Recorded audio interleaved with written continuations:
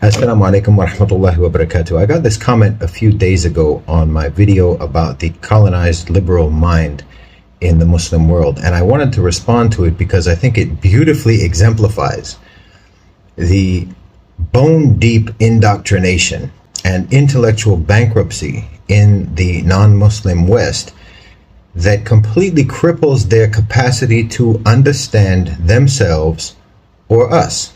So bear with me. I'm going to read the actual comment first, and then I will respond to individual points. Liberalism is an imperialist ideology, certainly, but so is Islam. Both assert what human nature, at its essence, is really all about. So who is right? Well, we can look to the earthly power wielded by the forces of liberalism and Islam for an initial answer. The fellow here making this video, me, is making two contradictory assertions. One, that the West is powerful, and two, that liberalism has wrought havoc in the West itself. What you see as chaos, we in the West see as the characteristic creative destruction of the most dynamic civilization in the history of the world. The colonized mind is not something that first appeared in human history with the age of European exploration and colonialism. It has been a standard feature of all pre-modern empires, including the Islamic. It is a key part of how civilization spreads. The basic problem that Islam has is that from its very inception, its civilizational self-identity was bound up with its temporal success in conquering lands for the God. Unlike Christianity, Islam has no narratives of spiritual triumph which transcends our mundane situation, even in the face of total defeat in this temporal world. Hence, it cannot adapt to a world in which it does not have the material power to express its instinctively held dominance and superiority. Unlike the West, it has no resources for self-critique. Because of that, Islam has grave trouble adapting to a changing world. Rather than adapt, it rails against outsiders who have more persuasive ideas as colonizers. Where do I begin? I mean, first off, liberalism is not the ideological export product of Western imperialism. Western imperialism has not spread democracy, liberty, freedom, or any of the other values and principles that they claim to believe in. They have aggressively undermined those values everywhere they have gone. If there is democracy, for example, in Latin America, it has only been achieved by bloody struggle against Western imperialism. If there's democracy in Africa, it's only been achieved by bloody struggle against Western imperialism. And the same goes for Asia. And we've just lived through the Western-backed overthrow of democracy in Egypt. And we had Algeria before that. And we had Iran before that. The Western Empire is not spreading liberalism. They are crushing liberty, freedom, democracy everywhere they go. They are spreading neoliberalism, not liberalism. And these two ideologies couldn't be more different. And they're not spreading it by discourse and dialogue in the so-called marketplace of ideas. They're spreading it through force and violence on a scale unparalleled in human history, both quantitatively and qualitatively. They're spreading it through military invasion, occupation, and intimidation, and through economic sabotage, bullying, and debt slavery. The Muslim world and the entire global South see it. They know it. They experience it. They are suffering from it. Nobody is fooled by the propaganda. The colonized minds I was referring to are those in the Muslim world and the global South who worship the West because of its power, and they want to align themselves with it, ingratiate themselves to it, and be accepted by it. And again, this is just like the sycophantic collaborators who cooperated and colluded with the colonizers of the past. The West is not teaching the world, certainly not the Muslim world, about the value of individual liberty or the sacredness of the individual or about the rule of law or any of the other principles that are associated with liberalism. We have to fight the West in order to establish these principles in our societies. And these are principles that we understood centuries before the Enlightenment.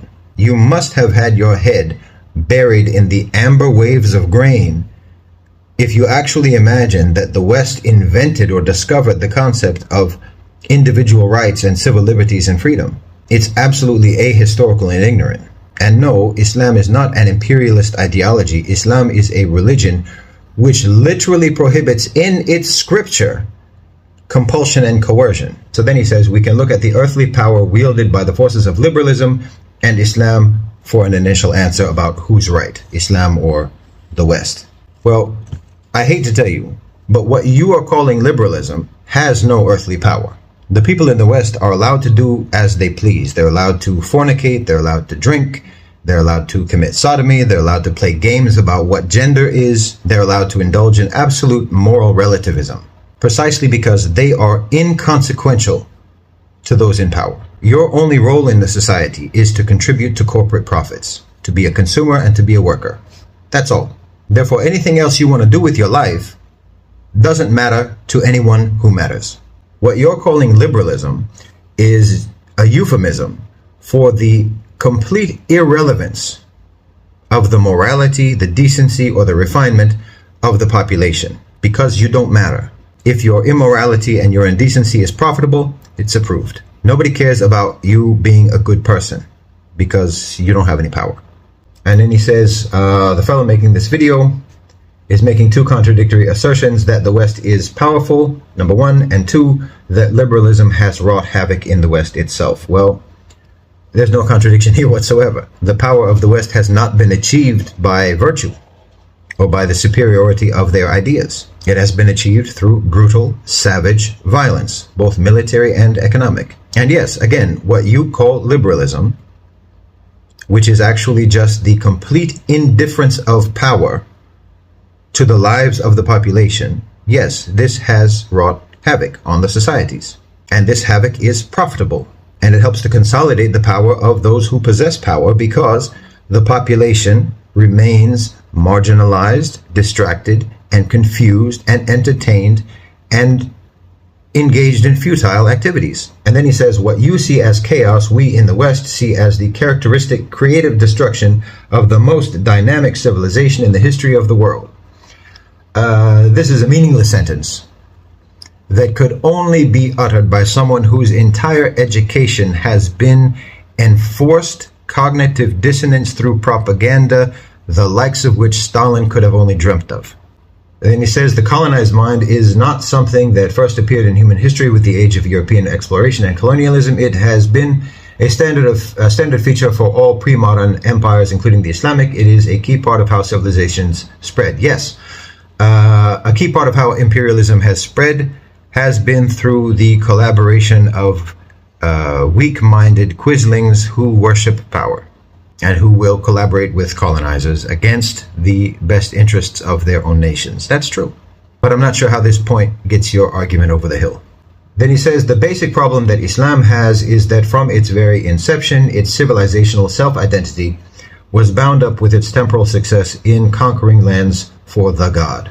This is the tired old Islamophobic trope that Islam spread by the sword, which has been debunked so many times that I don't really see the need to repeat those arguments here.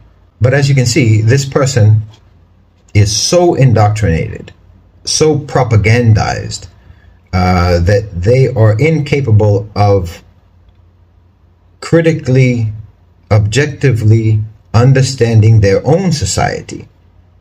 They have been spoon-fed a version of the West, which they have accepted, hook, line, and sinker, fully swallowed the propaganda. So it's not surprising that they would feel entitled to speak about Islam and the history of Islam without ever having even taken a cursory glance at the seerah. Suffice it to say, what this person is alleging as being the source of Muslim identity is actually the exact opposite of how Muslims ever defined themselves. He says, unlike Christianity, Islam has no narrative of spiritual triumph which transcends our mundane situation, even in the face of total defeat in the temporal world. Just for your own sake, the person who wrote this comment, just for your own sake, you have to understand how laughable that comment is to every Muslim who hears it. We know that there will be prophets, alayhim salam, who will come on the last day, on Yawm al-Qiyamah, who will have no followers whatsoever, and that will not diminish in their reward in any way. Because success in the dunya has nothing to do with how we in Islam measure success. I mean, Muslims throughout history have been renowned for our indifference to the life of this world and our circumstances in it. We've been renowned for our total focus on the akhirah, on the hereafter. This person is not talking about Islam in any shape or form. I don't know what ideology they are talking about, but it certainly is closer, much, much closer to Western imperialism and obsession with the dunya, which is what we see in the West. This has no relation whatsoever to Islamic ideology, Islamic theology, Islamic aqidah, Islamic way of thinking. This has nothing to do with Muslims. I don't know who you're talking about, but it certainly isn't Muslims. And you clearly know nothing about Muslims or Islam. Anyone who adopts the type of view that you're talking about is severely criticized in the Muslim community. Then he says, hence it being Islam cannot adapt to a world in which it does not have the material power to express its instinctively held dominance and superiority. Well, a world in which the Muslims do not have power is a world in which injustice, greed, oppression, moral degeneracy, materialism, and perversion run rampant and unchecked. And yes, we cannot adapt to that. And that's not because we have an instinct for dominance. It's because we have an instinct to repel evil. And then he says, unlike the West, Islam has no resources for self-critique. Because of that, Islam has grave trouble adapting to a changing world rather than adapting to it, and it rails against outsiders who have more persuasive ideas as colonizers. Obviously, this person has no access to nor interest in discourse within the Muslim world in order for him to be able to judge to what extent we are self-critical. This person knows nothing about fiqh or ijtihad or how Islamic scholarship is constantly adapting to the changes in the modern world. This is just the old ignorant argument that Islam needs a reformation like Christianity and Judaism. This argument is made by people who do not understand how Islam works, how Sharia works, how fiqh works. This type of argument is made by people who cannot fathom the dynamism of Islamic jurisprudence and how it is constantly updating, continuously updating, non-stop, to keep the Sharia relevant in people's lives and responsive to the changing needs in their lives. These people are so buried in their own cultural tunnel that they can't imagine that any religion operates differently from the way theirs has operated in the past and now. As for railing against outsiders who have more persuasive ideas, I'll just repeat here that their ideas are not persuasive. They're not new, and they're largely not even coherent. The West is not persuasive because of its ideas. The West is persuasive because it is powerful, barbaric, and cruel.